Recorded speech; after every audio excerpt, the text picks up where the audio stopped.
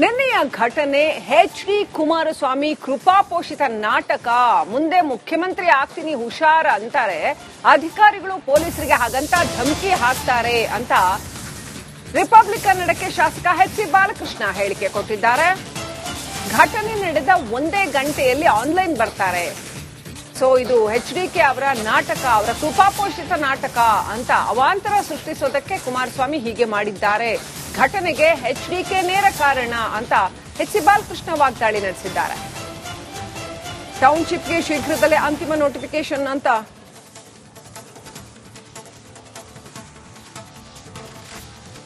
ನಮ್ಮ ಜೊತೆ ಈಗ ಶಾಸಕರಾದ ಬಾಲಕೃಷ್ಣ ಅವರು ಮಾತಾಡಿಸ್ತೀನಿ. ಸರ್, ಹೋರಾಟ ತೀವ್ರಗೊಂಡಿದೆ.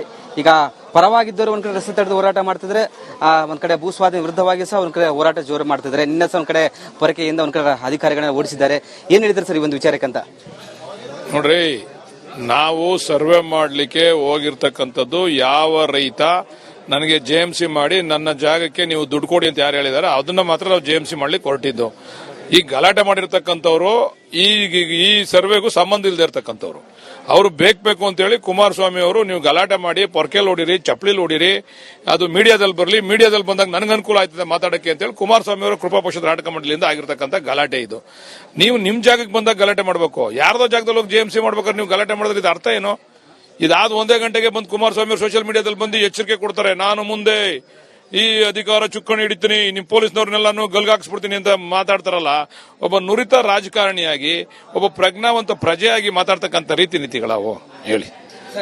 ಗಲಾಟೆ ಹಿಂದೆ ಕುಮಾರಸ್ವಾಮಿ ಅವರು ಇದ್ದಾರಂತ ಆರೋಪ ಮಾಡ್ತಿದ್ರು. 100ಕ್ಕೆ 100 ಭಾಗ ಕುಮಾರಸ್ವಾಮಿ ಅವರ ಕೃಪಾಪೋಷಿತ ನಾಟಕ ಮಂಡಳಿ. ಯಾಕಂದ್ರೆ ನಾವು ಯಾವುದೇ ಕಾರಣಕ್ಕೂ ಭೂಮಿ ಬಿಟ್ಕೊಡಲ್ಲ ಅಂತ ಒಂದ್ ಕಡೆ ರೈತರು ಹೋರಾಟ ಮಾಡ್ತಾರೆ. ಕೆಲವೊಬ್ರು ನಮ್ಮ ಭೂಮಿಯಲ್ಲೇ ಸರ್ವೆ ಮಾಡಕ್ಕೆ ಬಂದಿದ್ರೆ ಯಾಕೆ ನೀವು ಅವ್ರ ಮೇಲೆ ಅಧಿಕಾರ ದಬ್ಬಾಳಿಕೆ ಮಾಡ್ತಾರೆ ಕೆಲವು ರೈತರು ಹೇಳ್ತಿದ್ದಾರೆ. ನಾವು ಅದನ್ನೇ ಹೇಳ್ತಾ ಇರೋದು, ಯಾರು ನಮಗೆ ನೀವು ಜೆಎಂಸಿ ಮಾಡಿ ದುಡ್ಡು ಕೊಡಿ ಅಂತ ಹೇಳ್ತೀರಾ ಅವ್ರ ಹತ್ರ ಮಾತ್ರ ಹೋಗಿ ನಾವು ಜೆಎಂಸಿ ಮಾಡ್ತೀವಿ.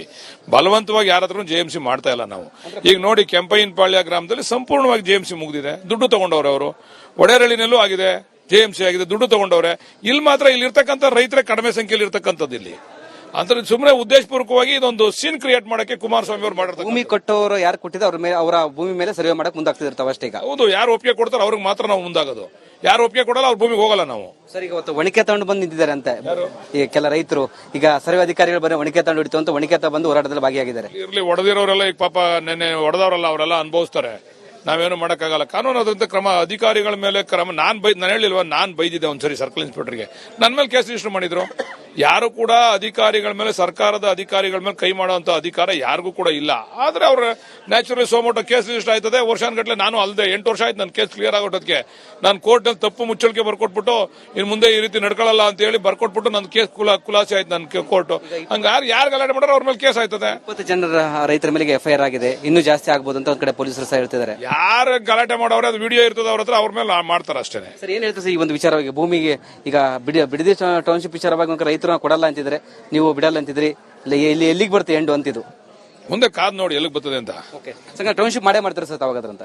ಟೌನ್ಶಿಪ್ ಮಾಡಬೇಕು ಅಂತಾನೆ ನೋಟಿಫಿಕೇಶನ್ ಮಾಡೋದು, ಫೈನಲ್ ನೋಟಿಫಿಕೇಶನ್. ಇದು ಕುಮಾರಸ್ವಾಮಿ ಅವ್ರ ಟೌನ್ಶಿಪ್ ರೀ, ನಮ್ದಲ್ಲ ರೀ. ಅವ್ರ ಹೆಸರಿಗೆ ದೇವೇಗೌಡದು ಕುಮಾರಸ್ವಾಮಿ ಹೆಸರಿಡೋಣ ಅಂತ ಇದೀವಿ ಅದಕ್ಕೆ ಟೌನ್ಶಿಪ್ಗೆ. ಭೂಮಿ ಕೊಡೋದ ರೈತರಿಗೆ ಏನ್ ಹೇಳಿದ್ರೆ ಅವ್ರಿಗೆ ಮನವೊಲಿಸ್ತಕ್ಕಂಥ ಕೆಲಸ ಮಾಡ್ತೀವಿ. ಮತ್ತೆ ರೈತರಿಗೆ ಸಭೆ ಮಾಡ್ತಾರೆ ಸರ್ ಹಾಗಾದ್ರೆ? ರೈತರು ಈಗ ಅವರು ನಮ್ಮ ಮೇಲೆ ಏನ್ ಆರೋಪ ಮಾಡ್ತಾವ್ರೆ, ಮುಖ್ಯಮಂತ್ರಿಗಳ ಹತ್ರ ಕರ್ಕೊಂಡು ಹೋಗ್ತೀವಿ 15 ದಿವಸದಲ್ಲಿ ಅಂತ ಬಾಲಕೃಷ್ಣ ಅವ್ರು ಹೇಳಿದ್ರು. ನಮ್ಮನ್ನು ಕರ್ಕೊಂಡು ಹೋಗ್ಲಿಲ್ಲ ಅಂತಕ್ಕಂಥ ಆಪಾದನೆ ನನ್ನ ಮೇಲೆ ಮಾಡ್ತಾ ಇದ್ದಾರೆ.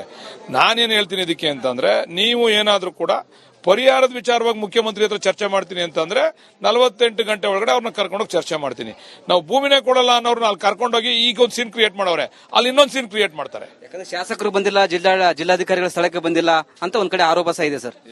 ಪೊರ್ಕೆಲ್ ಹೊಡೆದ್ಬಿಟ್ಟು ಶಾಸಕರು ಬಂದಿಲ್ಲ ಅಂದ್ರೆ, ಪೊರ್ಕೆ ಹೊಡೆಯಕ್ಕಿಂತ ಮುಂಚೆ ಶಾಸಕರು ಕರಿಬೇಕಾಯ್ತು. ಪೊರ್ಕೆಲ್ ಹೊಡೆದ್ಬಿಟ್ಟು, ದೊಣ್ಣೆಲ್ ಹೊಡೆದ್ಬಿಟ್ಟು, ಚಪ್ಪಲಿ ಹೊಡೆದ್ಬಿಟ್ಟು ಶಾಸಕರು ಬರಲ್ಲ ಅಂತಂದ್ರೆ ಹೋರಾಟಗಾರ ಏನ್ ಹೇಳಿದ್ರು ಸರ್ ಕೊನೆಯದಾಗಿ ಅಂತ? ಯಾವ ಹೋರಾಟಗಾರರಿಗೆ? ರೈತರ ಭೂಮಿ ಕೊಡಲ್ಲ ಹೋರಾಟ ಮಾಡ್ತಿದ್ದಾರೆ. ಅಲ್ಲ, ಅವ್ರ ಹೋರಾಟ ಅವ್ರ ಜಮೀನಲ್ಲಿ ಮಾಡ್ಲಿ. ಕಂಡವ್ರ ಜಮೀನಿಗೆ ಹೋಗಿ ಇವ್ರು ಯಾಕೆ ಹೋರಾಟ ಮಾಡ್ಬೇಕು? ಅವ್ರ ಹೋರಾಟ ಅವ್ರ ಜಮೀನಲ್ಲಿ ಮಾಡ್ಲಿ ಅವರು. ಇದಿಷ್ಟು ಶಾಸಕರಾದ ಬಾಲಕೃಷ್ಣ ಅವರ ಮಾತಾಗಿತ್ತು. ಕ್ಯಾಮರಾ ಪರ್ಸನ್ ಮಂಜು ಜೊತೆ ವೀರೇಶ್, ರಿಪಬ್ಲಿಕ್ ಕನ್ನಡ, ಬೆಂಗಳೂರು.